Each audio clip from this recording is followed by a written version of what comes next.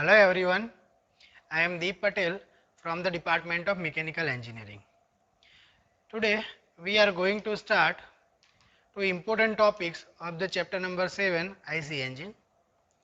Our first topic will be the two-stroke petrol engine and our second topic will be two-stroke diesel engine. So before going to start two-stroke engine, first of all you have to remember the four-stroke engine. So in the four-stroke engine there are four strokes: suction stroke, compression stroke, power stroke and exhaust stroke. And all these strokes are done at the separate movement of piston. So we can say that in the suction stroke, what happens, the piston was moved from the top dead center to the bottom dead center. During the compression stroke, piston was moved from the bottom dead center to the top dead center. Again in the power stroke or the expansion stroke, piston was moved from the top dead center to the bottom dead center. And during the exhaust stroke, the piston was moved from the bottom dead center to the top dead center. So generally this type of processes occurs in the four stroke engine. Now what is the difference between the four stroke engine and the two stroke engine? So from the figure itself you can understand the difference. The first difference is that here the suction and compression stroke will happen simultaneously when the piston is moved from the bottom dead center to the top dead center. Similarly, the expansion and the exhaust stroke will happen simultaneously when the piston is moved from the top dead center to the bottom dead center. Okay, so here with the movement of piston, the two stroke is generated simultaneously. Okay, this is the first difference. Second difference, from the figure itself you can see in the four stroke engine there was valve, inlet valve and the outlet valve, from which the mixture was comes into the cylinder and the burnout gases can escape out from the cylinder. But here in the two stroke engine there is a port. Okay, to operate the valve mechanism, the separate arrangement of the camshaft is there in the four stroke engine. But here the port or inlet port, outlet port or the transfer port will open or close due to the movement of piston itself. Okay. So when the piston will move downward, outlet port will be closed or inlet port will be closed or open. Okay, so we can say that the opening and the closing of the inlet port, outlet port and the transfer port is done by the movement of piston. Okay, this is the second difference. Okay, now here is the third difference. If you remember the figure of the four stroke engine, the head of the piston was flat, but here you can see the head of the piston is slightly slanting. Okay, so why this type of the deflector is provided onto the piston, that we will discuss in this lecture. Okay, so let us start with the two stroke petrol engine. Okay, so sometimes it is also called two stroke SI engine, because in the petrol engine we use spark plug for the ignition purpose. Okay, so sometimes it is also called two stroke spark ignition engine. Okay, so first of all you have to understand the initial condition. Now what is the initial condition? Initial condition is that there is some burnout gases at the above the piston, and below the piston in the crankcase there is the fresh charge. Fresh charge means the mixture of petrol and diesel is present. This is the initial condition. To understand the SI engine, first of all you have to remember the initial condition.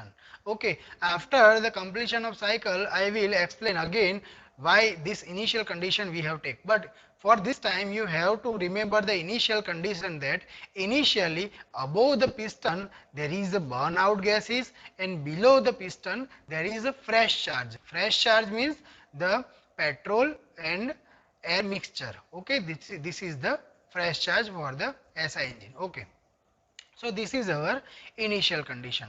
Now what happens when the piston is moves from the top dead center to the bottom dead center? Okay, this is also called the expansion stroke. So expansion stroke or the power stroke. So during the expansion stroke what happen? First of all the outlet port will be covered by the piston. Okay, after that during after that what happens, the inlet port is covered by the piston. So during this what happens, the piston is moves from the top dead center to the bottom dead center. Now when the piston is moves from the top dead center to the bottom dead center, initially the mixture or the fresh charge which was present into the crankcase will be compressed. Okay, because in the crankcase there is a fresh charge. So due to the movement of piston from the top dead center to the bottom dead center, this charge will be compressed, and due to the compression of this charge, the charge will be transferred via transfer port to above the piston. Okay, so simultaneously what happens? After the completion of 80% of the expansion stroke, piston will uncover the exhaust port and it will uncover the transfer port. So the fresh charge will come above the piston from the transfer port, and the burnout gases which was present above the piston will escape out from the exhaust port or from the outlet port. Okay. Now, further downward motion of the piston uncover the transfer port and it allows the charge to transfer from the crankcase to the above the piston. Okay. Now, here you can see the reason why we have provided deflector on the piston. So, you can understand that here two processes happen simultaneously. One process is escaping of the burnout gases from the outlet port and the transfer of fresh charge from the transfer port above the piston. So, this both the processes, escape out of the burnout gases and the transferring of the fresh charge, both are done at above the piston. So if we do not provide deflector on the piston, then what happens? The mixture or the fresh charge will escape out with the burnout gases to the outlet of the cylinder. Okay, so this is not desirable. Okay, so here we provide one deflector, so the fresh charge cannot escape out from the cylinder. Okay. So this is what happens during the opening of the transfer port and during the opening of the outlet port. Okay. Now the piston is at the BDC. Okay. And the fresh mixture or the fresh charge of petrol and air is above the piston. Okay, piston is at BDC, the mixture is above the piston, and the crankcase is now empty. Okay. Now the piston is moves from the bottom dead center to the top dead center. During the motion of the piston, the fresh charge will be compressed and the pressure and temperature of the fresh charge or the mixture will be rise. Simultaneously what happens? The inlet port is open, and due to the opening of the inlet port, the mixture which is generated in the carburetor will enters into the crankcase. So here you can understand, during the motion of piston from BDC to TDC, two things is happen. First is the inlet port will be open, and due to the opening of the inlet port, the fresh mixture of petrol and air can enters into the crankcase. So we can say that it is the suction process. Now simultaneously during the motion of piston from BDC to TDC, the initial charge which was present above the piston will be compressed. Okay, so we can say that suction and compression both are done simultaneously while moving of piston from bottom dead center to the top dead center. Okay, so we can say that by the movement of piston, suction and compression both are done simultaneously. Okay. Now after compression what happens? The pressure and temperature of the mixer will be very high. Now we provide spark from the spark plug and the ignition start. So after the ignition, the higher amount of energy is generated that will create force onto the piston. Now, so that due to this force, the piston will move from the top dead center to the bottom dead center. Now here what happens?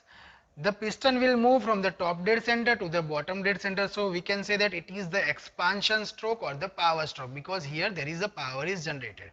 Now simultaneously what happens, the outlet port is open and the burnout gases or the smoke which was generated due to the combustion of mixture or combustion of petrol, that will escape out from the cylinder to the atmosphere. So here we can say that during the motion of piston from top dead center to the bottom dead center, two processes done simultaneously. First is the expansion process and second is the exhaust process. Okay, so we can say that when the piston is moves from the bottom dead center to the top dead center, suction and compression both are done, and when the piston is moves from the top dead center to the bottom dead center, the power stroke and the exhaust stroke done simultaneously. Okay, so this is how two stroke SI engine works. Okay, now next we are talking about the two stroke diesel engine. Okay, or we can say that two stroke compression ignition engine. Here there is one change. Here we have provided fuel injected instead of spark plug. Okay, second difference is that here there will not be present any type of carburetor, so only the air will be comes into the cylinder. This is the two major difference between the spark ignition engine and the compression ignition engine. Now here all the processes are same as we have discussed about the two stroke petrol engine. Okay, so here what happens, here the same thing, you have to understand the initial condition. Initially what happens, the burnout gases or the smoke will be present above the piston, and in the crankcase what happens, the fresh air will be present. This is our initial condition. Okay, now what happens when the piston is moved from the top dead center to the bottom dead center, the outlet port will be open and the inlet port will be closed. Okay, so what happens here? Due to the opening of outlet port, the burnout gases will be escape out from the cylinder to the atmosphere. Also, the fresh air which was present inside the crankcase will be compressed, and due to this compression of the fresh air, from the air will be transferred from the transfer port to the above the piston. So here two processes done simultaneously. The fresh air is comes above the piston from the transfer port, and the burnout gases are moving escape from the cylinder to the atmosphere. Okay, so sometimes this process is known as the scavenging, because here the fresh air will help to escape out the burnout gases to the atmosphere. Okay, so this process is sometimes known as the scavenging process. Okay, now you have to understand our condition that piston is at the bottom dead center. Okay, now above the piston there is a fresh air. Okay, now when piston is moves from the bottom dead center to the top dead center, okay, what happens, it will uncover the inlet port, it will cover the transfer port and the outlet port. So what happens, from the inlet port the fresh air will be come into the crankcase, and the air which is present above the piston will be compressed. So we can say that here two processes done simultaneously. First is the suction process and second is the compression process, because when the piston is moves from the bottom dead center to the top dead center, the air which was present above the piston is compressed and the fresh air will be introduced into the cylinder from the air filter. Okay, so we can say that here two processes done simultaneously, that is the suction and compression when piston is moves from the bottom dead center to the top dead center. Okay, now here the fuel injector is provided, so fuel injector will supply the diesel into the atomized form. So what happens, the particle of the diesel will comes into the contact of air. Due to the compression, the temperature and the pressure of air will be very high. Okay, so and the temperature will be reached at the self ignition temperature of the diesel. So automatically what happens, when diesel particle will comes into the contact with the air, what happens, the ignition is start. Okay, so due to the ignition we can say that the higher amount of energy is generated, and that higher amount of the energy will force the piston to the downward. So piston will move from the top dead center to the bottom dead center. So we can say that it is the expansion stroke or the power stroke. Simultaneously what happens, the outlet port is open and the burn out gases will be escape out from the cylinder. Okay, so we can say that here two processes done simultaneously. First is the expansion and second is the exhaust process. Okay, so we can say that during the motion of piston from the top dead center to the bottom dead center, the burn out gases will be escape out of the cylinder and the power is generated. Okay, so we can say that when the piston is moved from the bottom dead center to the top dead center, suction and compression done, and when piston is moved from the top dead center to the bottom dead center, the expansion and the exhaust is done. Okay, so this is what all about the two stroke CI engine. Now I am going towards the third topic, that is the difference between the 4-stroke engine and the 2-stroke engine. So in our previous lecture we have discussed about the 4-stroke engine, and in today's lecture we have discussed about the 2-stroke engine. So you can easily differentiate between the 4-stroke and the 2-stroke engine. So the first difference is that in the 4-stroke engine, one cycle is completed with the 4 piston stroke. Okay, so what is the meaning of this? In the 4-stroke engine, the single stroke has a single movement of the piston. So we can say that during the suction stroke, piston was moved from the top dead center to the bottom dead center. Okay, here that is not possible in the 2-stroke engine. In the 2-stroke engine, when piston completes its one stroke from the BDC to TDC, the suction and compression both is done simultaneously. Okay, so we can say that with the one movement of the piston, suction and compression stroke complete. Okay, so this is the basic difference between the 2-stroke and 4-stroke. Next is the one cycle is completed in the 2 revolution of the crankshaft. Okay, so in the 4-stroke engine what happens? Suction, compression, power and exhaust. These 4 strokes are completed by the 2 revolution of the crankshaft. Okay, because the crank will move from the 0 to 180 during the suction stroke, again 180 to 360 during the compression stroke, again 0 to 180 from the power stroke, and again 180 to 360 at the exhaust stroke. So we can say that the 2 revolution of the crankshaft is occurs in the case of the petrol engine, or in the case of the 4-stroke engine during the one cycle.